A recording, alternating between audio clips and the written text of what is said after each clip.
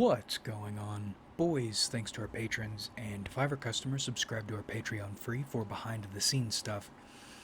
Arm yourselves, life stuff. I was planning on titling this video Pray Brainwashing, but both get the point across, and I'm finding titles like these perform in terms of analytics better. Now, for the video, what am I talking about? For some reason, I've been getting recommended baseball videos recently, and I watched one of them, one of these shorts. A kid gets hit in the face with a baseball, badly enough he needs to spit a tooth out, and his father says something like, "Run, run, run, way to wear it," encouraging fatherly things. And the kid, with gusto, thugged it out. But in the comments, by and large, people were shitting all over the father. And I'm no stranger to these bad dad videos. That feels like some kind of porn title, I'm sure it is. And there are tons of shitty, obnoxious fathers pushing this, lack of a better descriptor, toxic masculinity thing in an obnoxious, useless way, being tumors and raising their sons to be tumors or exposing their sons to severe tumorage. But I didn't get that at all here. I saw a father teaching his son to be strong, and everybody hated it. And you see that point of view constantly. And especially with the number of men with daddy issues these days, myself included, that's an easy or comfortable position to take. But when you look at life, you're throwing the baby out with the bathwater. Because life is ugly, and people are more terrible than you know, than it's possible to know in one lifetime. And this has been going on for a long time. Patrice O'Neal talked one time about the difference between mothers and fathers. When you get hurt, a father says, "Get up now," and then we'll worry about your injury later. A mother says, "Stay down. Let me tend you." And in the past, when gender's all fucked up, gender's been hijacked to the extreme. Back in the day, when things were functioning properly, there was a place and a purpose for both points of view, and you needed both. Maybe. But now, in Patrice's example, the motherly point of view is the standard, and it's not just a standard of what people do or prefer, it's also what people enforce. If you do anything but that, they'll come up with essays of reasons you should be arrested. And I think that's in part why the father example, the father side of this example, has become vital for people who want to survive today. Because it's not just that life is hard and people are awful, it's also that life has gotten harder and people have gotten even worse. You think about these people who champion this generally anti-strength, anti-conflict, anti-individuality point of view, and they're peculiar because they are not soft, warm, motherly type people. They're conflict-oriented people. They're control-oriented people. And while they always present themselves as fighting these great, powerful monopolies or tyrant individuals, they're almost always serving power monopolies and tyrants. They are low people employed socially to keep everyone else low. And I've thought about what's going on here, and I think I've simplified it down into an easy example. In life, there are sheep, wolves, and dogs. And you'll hear about this framing regularly, but the way it's typically deployed is false. So let's get into my version. Wolves are psychopaths or people like psychopaths. They are born aggressors and they only get better at aggressing, more sophisticated with their aggression as they get older, as they accrue more resources. They don't just feed on sheep and other animals to survive, although they do. They don't just harm further to stockpile, but also, and more importantly, they like hurting people. I mean, everybody shits on politicians, but I think it's no mistake. People who seek the power to control other people, either politically or through resources or force or something, there's always something wrong with them, even at a local level. Have a look around or try getting involved with your local government. Even the lowest politicians are fucking psychopaths. But then you think, okay, in this example, if most people are sheep, then what in human nature permits wolves? Or doesn't even just permit wolves, but also promotes wolves, which is the crux of this. And I think I figured it out. Sheep don't care that they're sheep. Sheep don't care that wolves eat sheep as long as they are not the sheep being eaten. And by collaborating with wolves, large groups of sheep can reduce the chances of their being eaten to very small numbers. It's always a non-zero chance, but for most people, for most sheep, you can get through life almost certainly without getting preyed on, as long as you are doing your part in propping up the wolves, ensuring they're fed. In other words, I'm sure on an unconscious level, when people, Joe Dipshits, the sheep, back a leader you know to be a wolf, they are not just identifying with the wolf, they are not just hoping for benefits or the benefits of being led by them or controlled by them. I think there's also an element of fear in there, unconscious fear. You think by supporting a strong group backed by dangerous people, by wolves, the likelihood of your life being better is higher.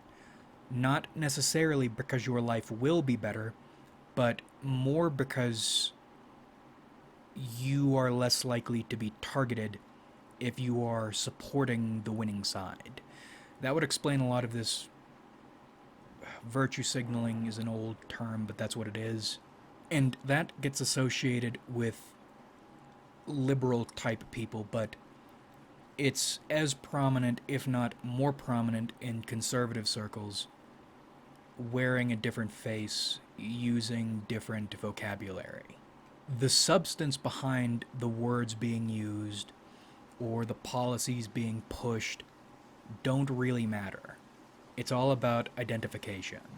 So when you see a baseball kid incident, you have some people who are identifying as the keep them weak side. Many other people you'll see identifying with the make them strong side, but it's always make them strong in a very particular way, toward particular ends. Never strength for the individual. Self-defensive strength because the world is awful and people are awful. Be strong in this particular way so you can better do as you're told. And this is a tangent, but I thought about another thing. Why are young people the best propagandists?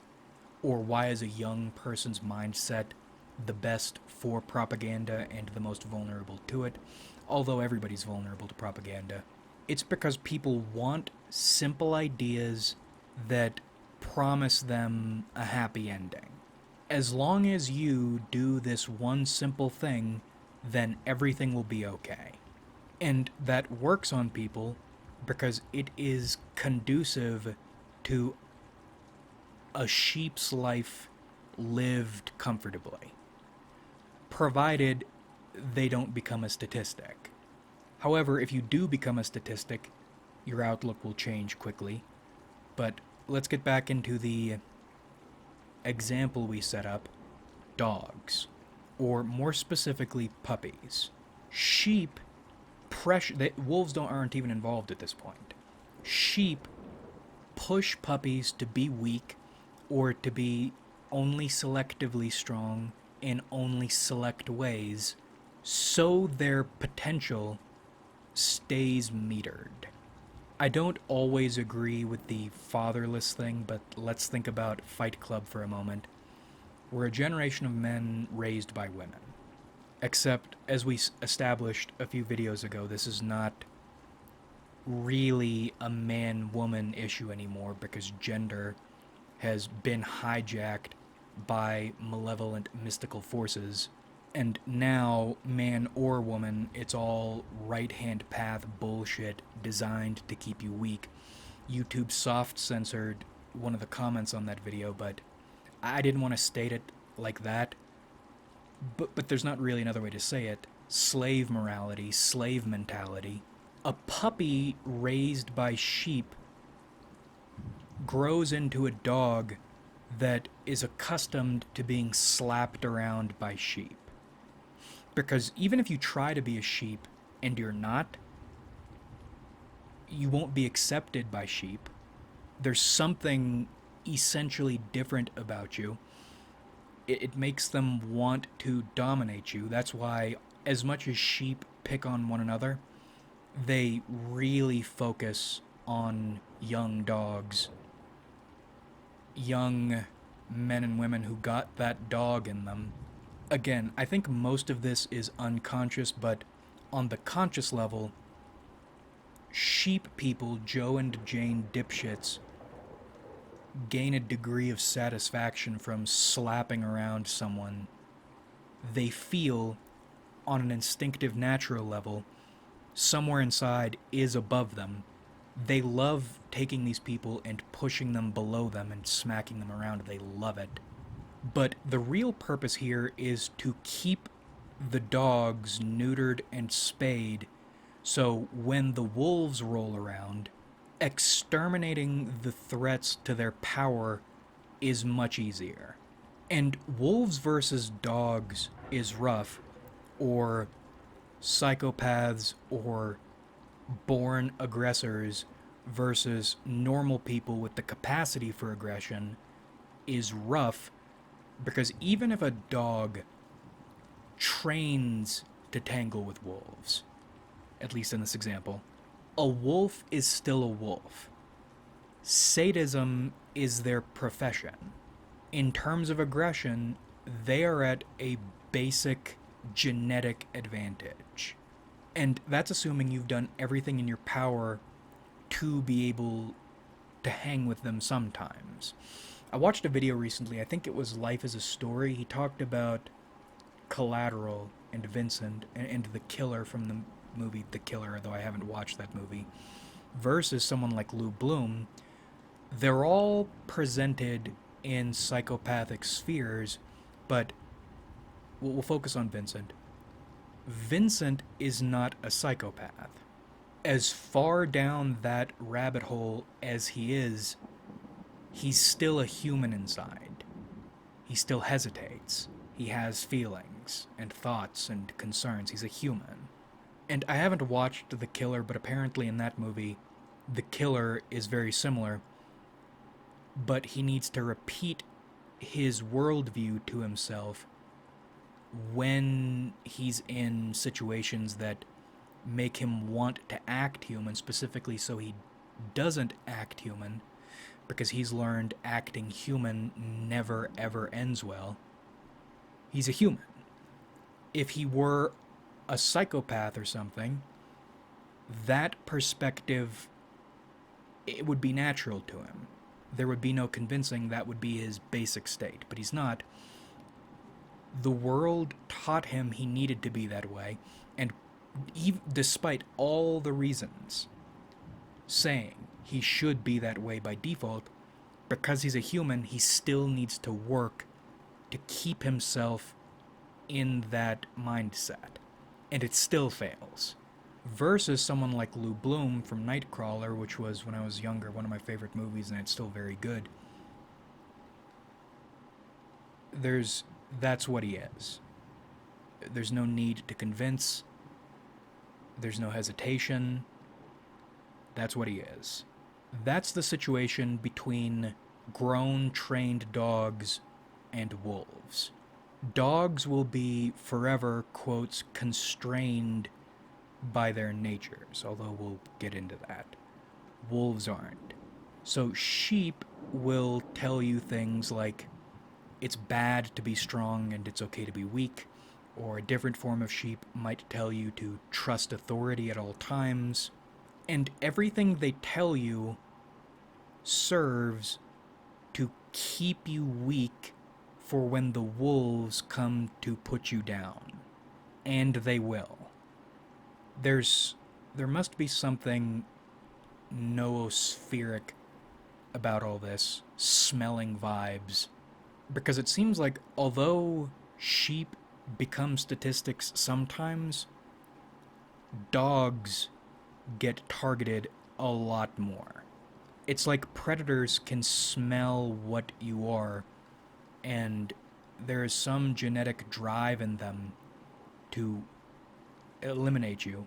Not necessarily so they, as an individual wolf, will be protected, but so wolves or wolfhood will be protected. It's a lot like what the sheep are doing, actually. But where sheep do brainwashing and passive aggression and peer pressure and mild bullying, wolves will kill you. Sometimes literally. And it's because they know dogs are threats to them. And I said we were going to get back to this. I'll always contend a human who has practiced shadow work extensively can be more dangerous than a born and even practiced psychopath, because the human, the baseliner, is operating with all of their equipment intact, all their feelings. And when I say wolves, I don't just mean psychopaths. There is some evil aspect, sadistic aspect, archonic aspect in people who rule other people, are born to do it, seek it, and get it, and hold it. There is something spiritually, essentially wrong with them. Or maybe wrong is the wrong word. If we have neurodivergence, there is some strain of neurodivergence in there. Psychopathy falls into that, but there's also spirituodivergence. And whatever that strain is, or those strains are, also fall into that. It's not wrong, it's anti-you. And you're being prepped from every angle at all times to make it easy to be anti-you for anti-you people. If you've gotten to a point, or if you've grown into a person, a dog, who can get pushed around by sheep, what chance do you stand against wolves? And you think you're safe from wolves because you're trained to think the way sheep think. Maybe you're aware that wolves do certain things to certain people at some times, but that's far away, it'll never happen to you, and maybe if you're really far gone, you doubt it even happens.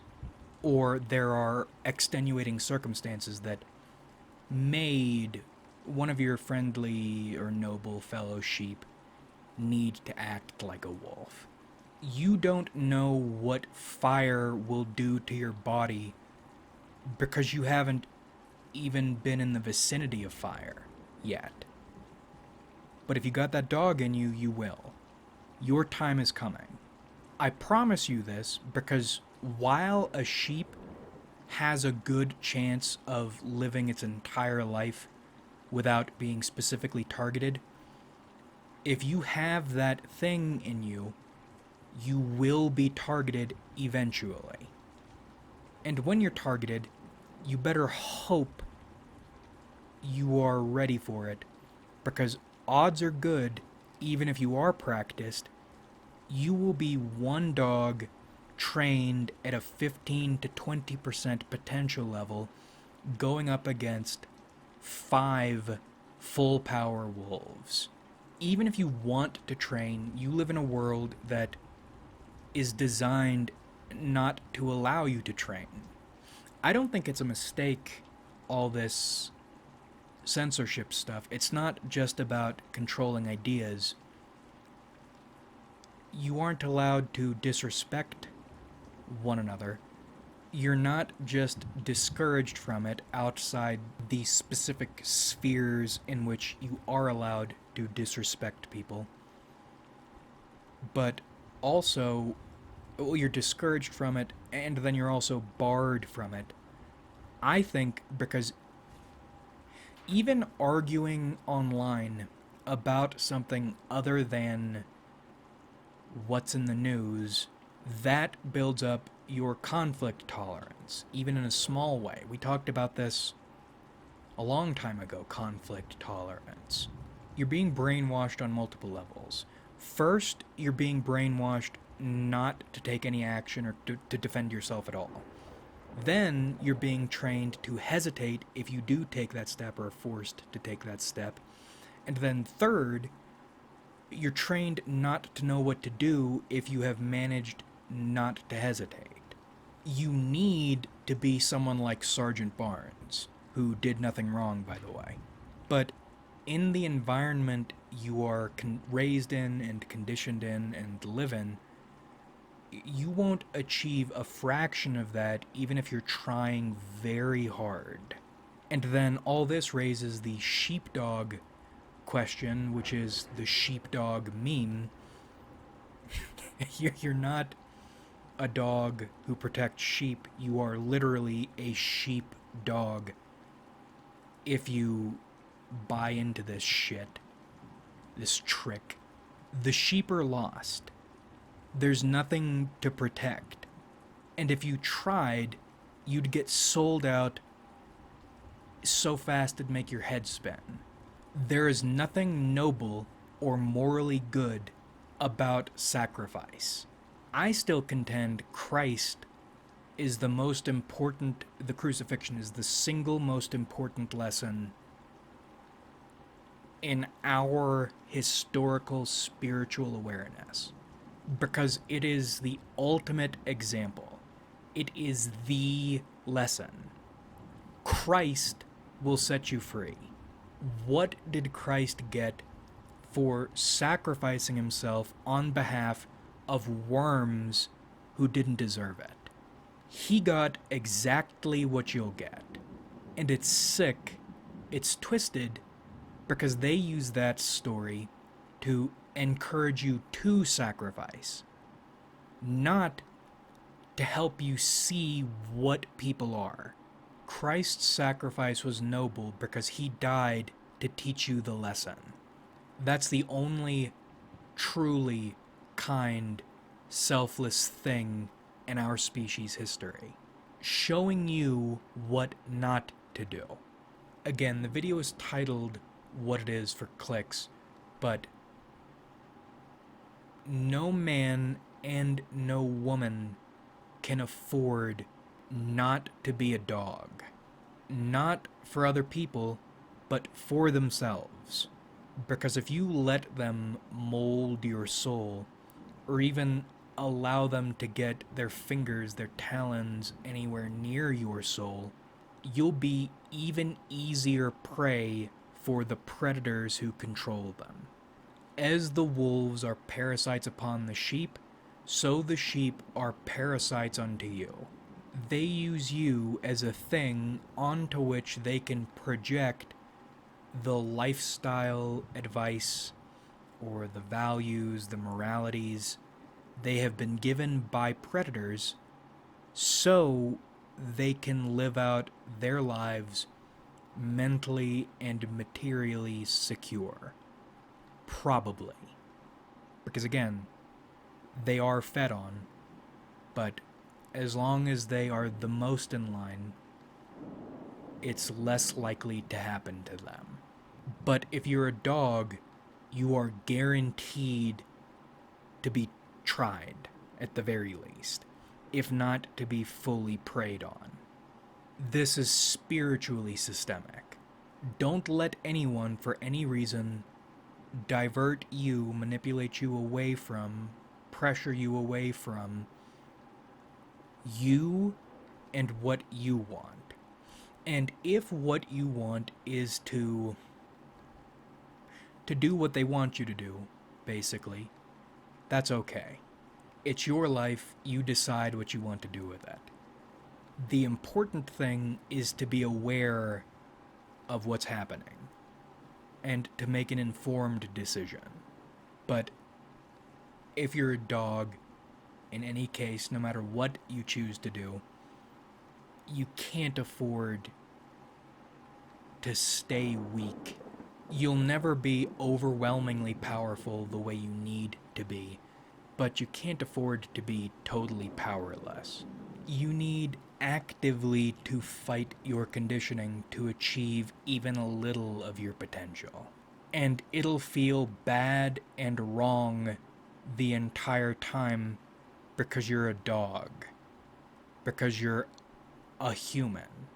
But you need to work to build your strength for yourself because the world isn't getting any better and people aren't getting any nicer.